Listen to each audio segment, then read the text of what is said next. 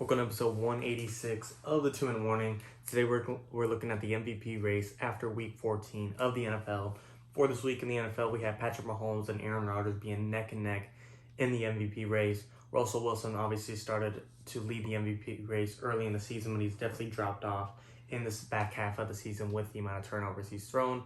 Right now, I still believe it's Patrick Mahomes and Aaron Rodgers fighting for the MVP spot. Patrick Mahomes before week 14 was right above him, I believe. But in week 14, Mahomes played the Miami Dolphins and threw 3 interceptions, took a couple of big sacks that really are just stupid mistakes. And I think this kind of hurt his MVP case a little bit, just going from 2 interceptions all season to now 5. You doubled the amount you had all season in just one game. And then Aaron Rodgers in week 14 had a perfect game of, I believe, 3 touchdowns, 290 yards, and 0 picks. So it definitely had different games this season and different games to increase and decrease their MVP cases. I do think Aaron Rodgers took the jump in the MVP case after week 14, but there's still 3 weeks of football left and a lot to be determined. Patrick Mahomes currently sits at 4,200 yards in the 4,200 passing yards currently in the NFL, and he's on pace to likely get 5,000 this season. 33 touchdowns, 5 interceptions, 84.7 QBR. He really does have an amazing touchdown to interception ratio. No matter what, if you didn't watch last week's game and just look at his season stats, you wouldn't have guessed 3 of his 5 touchdowns came in one game, and you'd probably still put him at MVP caliber. But just seeing that type of game being so recent, it's hard to overlook currently in today's state to give him the MVP. Aaron Rodgers at 3,685 passing yards and 39 touchdowns and 4 interceptions. He'd need a little bit of help, but it is possible for him to get 50 passing touchdowns this season. He'd need about 11 over 3 games. That's 4 in 2 games and 3 in 1 other. That's going to take a lot of passing and a lot of touchdowns. Devontae Adams can maybe help him out. I do think it'll be a little out of his reach, but it's not impossible by any means. And he edges out Patrick Mahomes by QBR in 0.1. Mahomes has 84.7, Aaron Rodgers 84.8. So between these two quarterbacks, it's really neck and neck. You're just picking hairs here for who's better and who deserves the MVP case. A couple other players to mention is Josh Allen. I think he's a great dark horse MVP. He's going to lead the Bills to possibly the 2 or 3 seed in the AFC. And I think he'll lead them to the AFC Championship. I think they'll fall short to the Chiefs in the playoffs, but I do think Josh Allen is creating a dark horse MVP case, having 28 touchdowns, 9 interceptions, and 75.9 QBR.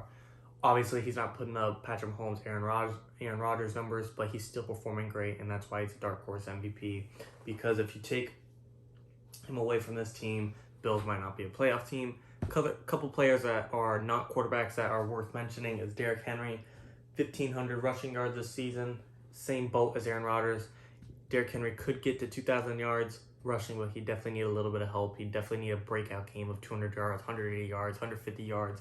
He's got 14 rushing touchdowns and a 5.2 yards per carry. That's probably leading the league. I don't know the stat on it 100%, but it's definitely got to be leading the league, if not very close to. And then Travis Kelce, leading the league in receiving yards amongst all receivers and tight ends. He's going to break the record for the most receiving yards by tight end this year, assuming he doesn't get hurt.